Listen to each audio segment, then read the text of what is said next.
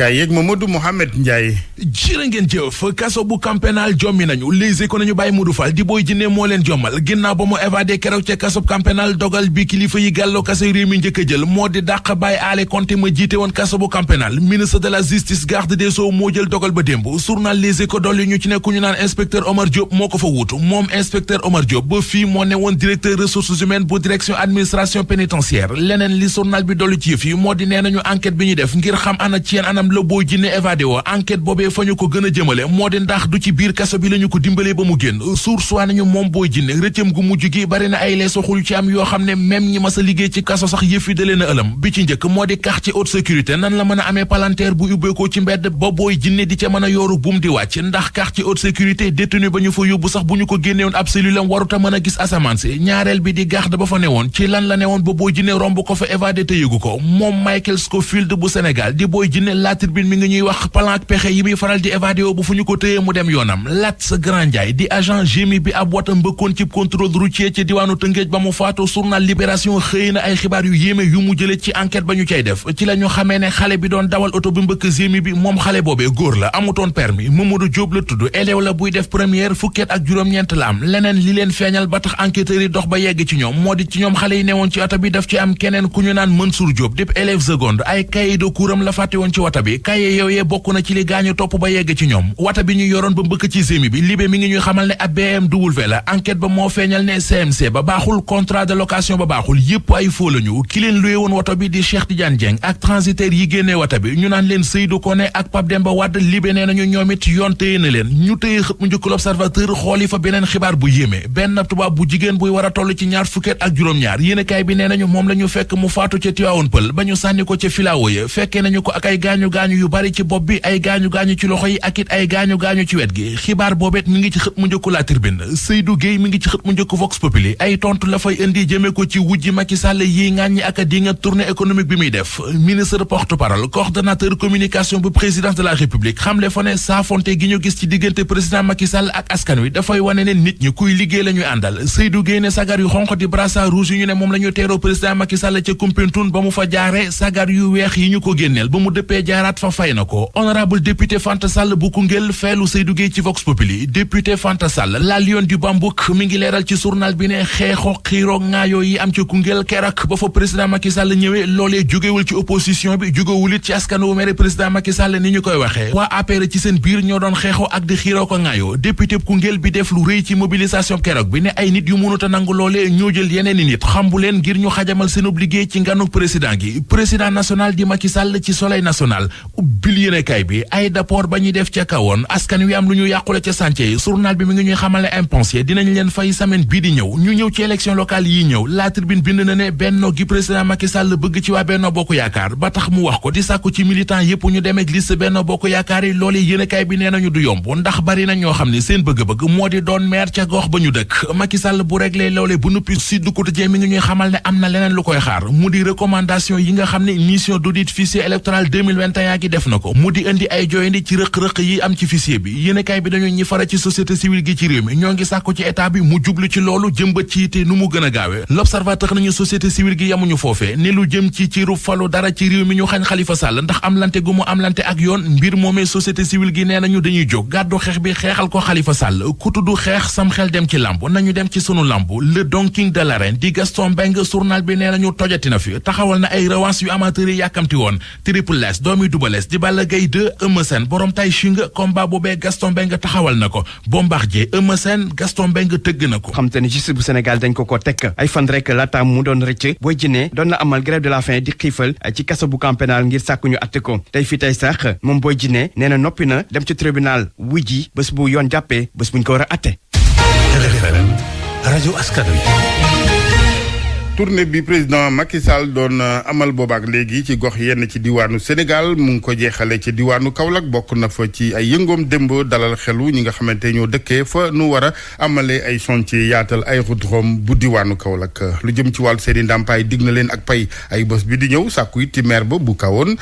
mu wutal leen terrain yeneen Ibrahima Diamé. booru 21h ci guddi la cortège yu président Macky Sall daal di yegsi ci aérodrome bi nekk en chantier bu kawoon ci accueil ba nag amoon na ñenn ci collectif njaboot yi nga xam ni dañu tojoon seen kër yi bi ñu yaatal aérodrome bi de président de la république xamal leen ni nag dina leen andi seen ndàmpaay ni mu gën a gaawee. Et je leur ai donné la garantie qu'au plus tard la semaine prochaine. man mi maa leen garantir ne gën ka yàgg semaine prochaine daañu leen jox seen ndàmpaay te bëgg naa tamit ki nga xam ni moom mooy meeru kawoon mu jox leen itam ay terrain ko defee ñu mën a gaaw a tabax am fi ñu dëkk. Que cet argent, ces indemnités puissent servir à reconstruire des maisons. juróom la ñu woon ci membre collectif fu téeméeri famille ak juróom fukk yi nga xamante ne ñoom la ñu impacté juróom yooyu de kon ñoom la président taxawaloon di waxtaan ak ñoom du yàgg bi président dafay annonce boobu le nag seen kanam yi fireeku nañ lool ci fay kenn la ci ñoom. déglu nañu bu baax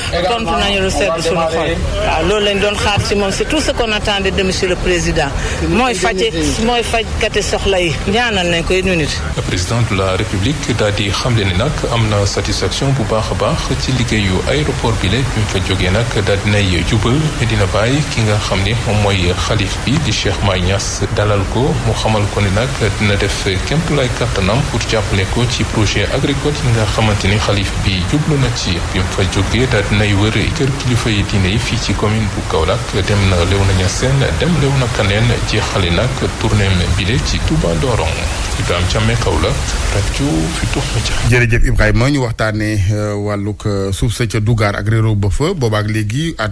entreprise bi di Peacock ñoom nee nañ duñ daal di teg ci suuf mbir ma seen suuf ca Dougar googee ndax dañoo jëlee engagement ak ay privé ci wàllu tabax gi ñeel yi dëkkuwaay daal dinañu kon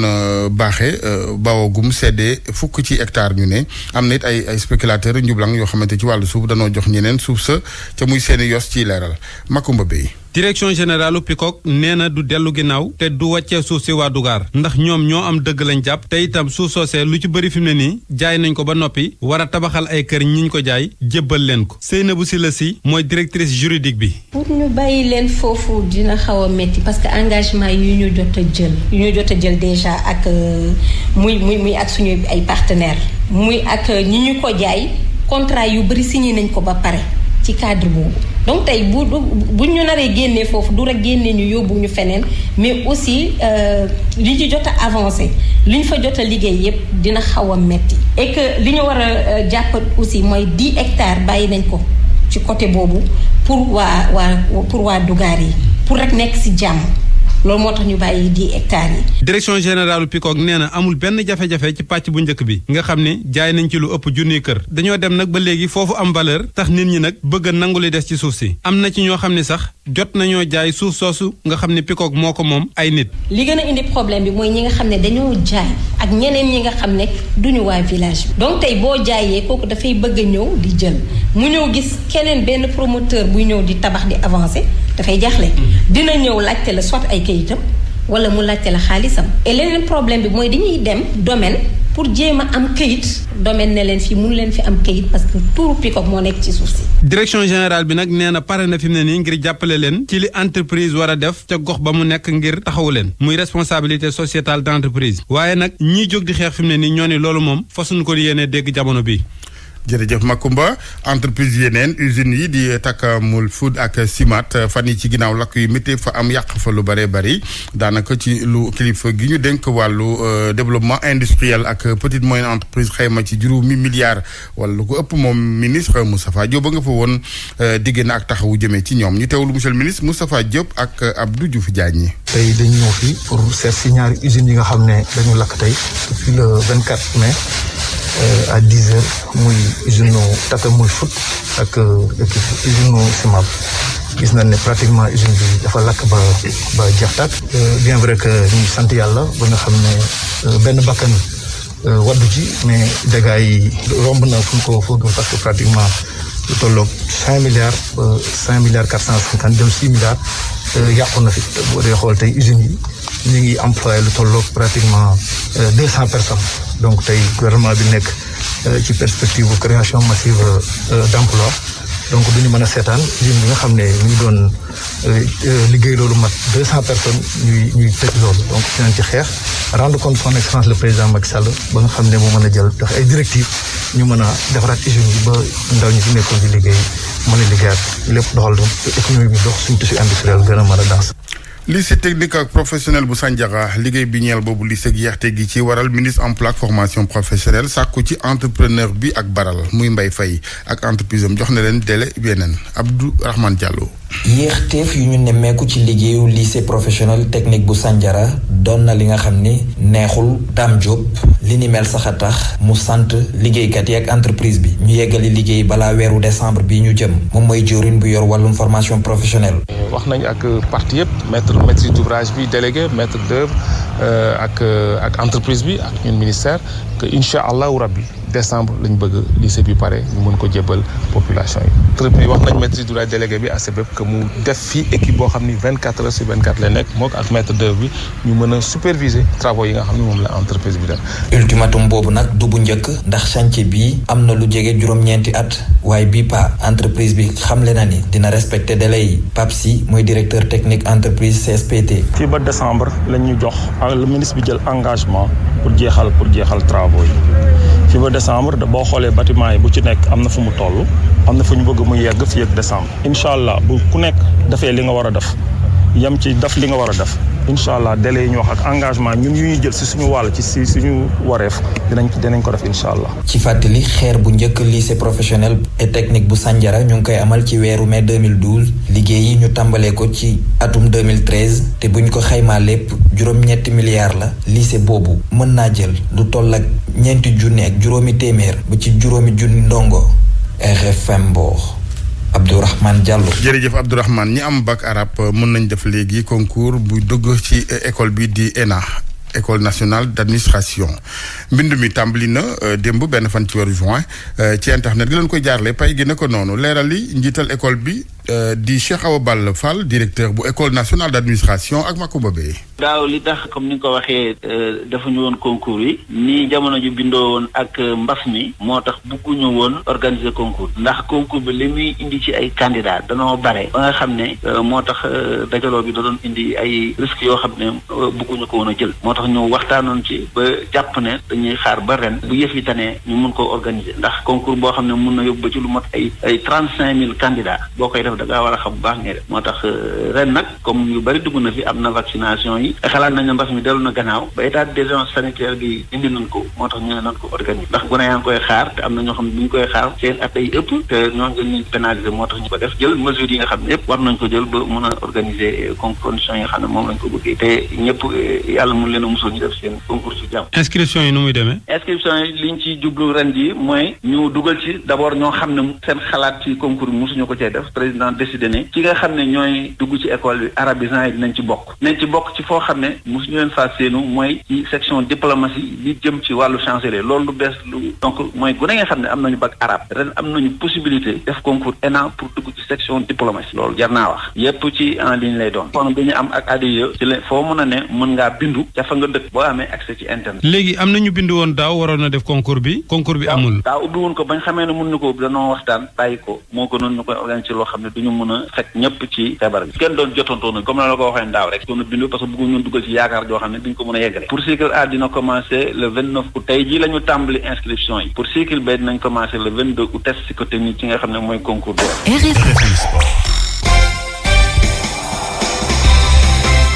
sport gi Cheikh Tidiane Diagne sëñ Cheikh ñu ngi lay nuyu baax. maa ngi lay fay Alaaji Assane Gueye daal di ko doo rek wàllu lamb ak promoteur bi di Gaston Mbengue daal di taxawal ñaari combat ni ki démb benn bi moo di diggante ki nga xamante ni moo di Bombardier ak ki di Eumeu Sène si fàttali nag Eumeu Sène moom daanoon na Bombardier ci atum 2018 ba ca des nag ci diggante Eumeu Sène la ak Balla Gaye numéro 2 fàttali nag ki nga xam ne moo di Balla Gaye ñàkkoon na ñaari yoon ci diggante mag kii di Eumeu Sène ci atum 2009 ak atum 2019 bu loolu weesoo waxtaane équipe nationale bu Sénégal di waajal jongante xarito ñaar bu njëkk ba juróomi fan plutôt ci weeru juin ca Stade Lat Dior suñu digg ak ñi di waa Zambie geneen nga juróom-ñetti fan ba tey ci weeru juin ca Stade Lat Dior bu Thiès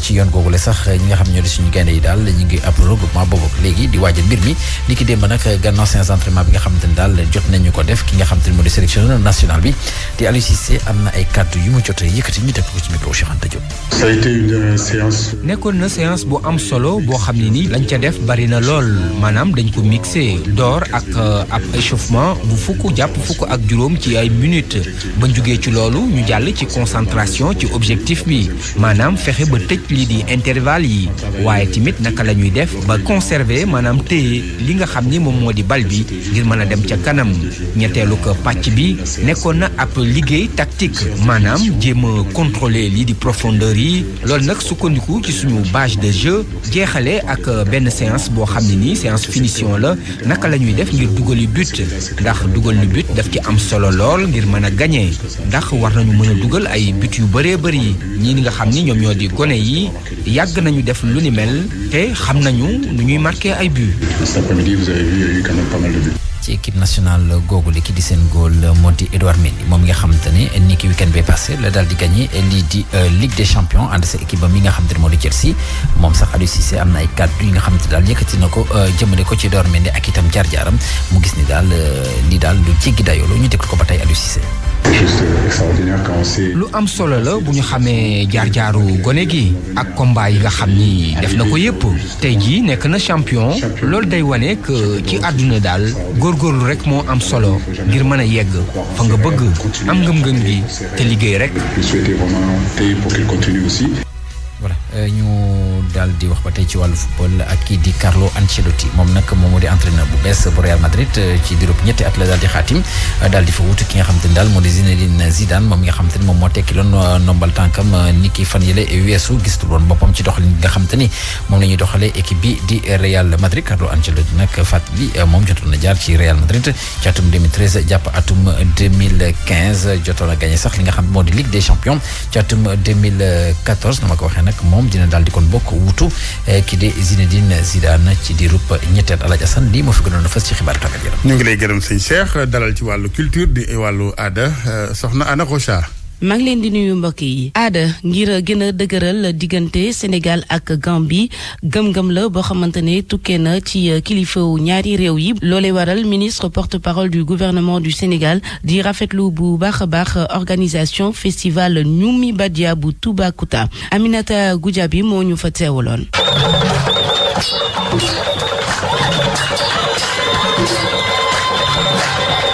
xeeti xumute yu bëri gis nañ ko lu tollook ñetti fan ci commune bu Toubacouta ak li ko wër jàmbadong bu soose yi ngoyaan bu Saalum ak itam ngel bu séeréer yi juróomi at a ngi nii nag Sénégal ak Gambie di organiser festival bu ni mel Khassimou Cissé moom mooy directeur de la culture bu Gambie. aada ak cosaan mun naay dimbale diggante Gambie ak Sénégal gën a ratax. lu ëpp fanweeri artiste sénégalais ak ay Gambiens ñëw nañ foofu ca festival ba wane fa seen bopp ki nga xam ne nag moom moo yor kàddu gouvernement bi te itam di ministre des collectivités territorial rafetlu na lii ñu organiser activité bu ni mel moom Omar Gueye nag ni xeetu xew-xew yu ni mel day wane ni rek Sénégal ak Gambie daanaka benn lañu. festival bi am na njariñ dafay boole Gambie ak Sénégal ñaari dëkk la wante benn peuple la moo tax liñ fi gis dal na suñu xel. aada ak cosaan nag dafa ànd loolu ak tourisme festival Ñumi Badia bi firndeel na ko maire bu Toubacouta nee na bokk na ci li nga xam ni moom mooy gën a développé tourisme bi foofee ci commune bu Toubacouta Pape Seydou Dianko moom mooy maire bu Toubacouta. ce festival bi une semaine avant da ngay gis hôtel yëpp dañuy fees ak ay réservations te Toubacouta a presque 3 grands hôtels et presque 19 campements et des résidences loolu bu amee ci dëkk dafay andi koom-koom. at mu jot nag daanaka limu nit ñi nga xam ne ñoom ñooy teew ci festival bu ni mel day gën di yokku ñi nga xam ne nag ñoom ñoo koy organiser ne dañoo bëgg mu nekk festival bi gën a mag ci Sénégal bi. jamono yooyu centre culturel régional bu Fatick mu ngi dalal ab formation bu ñu jégleel acteurs culturels yu Fatick ak yu Kaffrine ñu leen di tàggat nag ci anam yu ñu war a gérer ab projet culturel dañ ci déglu kaddu seen formateur di Abdoul Aziz Kane nekk consultant senior. am na ay financement yoo xam ne ministère de la culture ak fonds de développement culture urbaine daf ko jagleel acteurs culturels yi waaye nag ressources yooyu mënuñu cee jot dul ñu bind ay projets yoo xam ne dafa mucc ayib yoo xam ne dina mën a tënku ci li nga xam ne mooy condition yi nga xam ne moom la fonds bi exiger pour que financement yi acteurs culturels yi jot ci programme la boo xam ne duñ ko jagleel acteurs culturels yi nekk ci Sénégal yépp mais ñu jagleel ko surtout ñi nga xam ne ñoo nekk ci région yi parce que yaakaar nañ ne ñoom it li nga xam ne moom la Dakar yelloo projet yi mais noonu la jeunes yi nga xam ne aussi ñi ngi ci yeneen régions yi tamit ñoom ñu yelloo parce que développement bi dafa war a nekk de manière équitable. jaajëfal bu baax a baax Aminata Goudiaby mi réalisé chronique culture bi di leen jaajëfal mbokk yi ci déglu bi dig daje ëllëg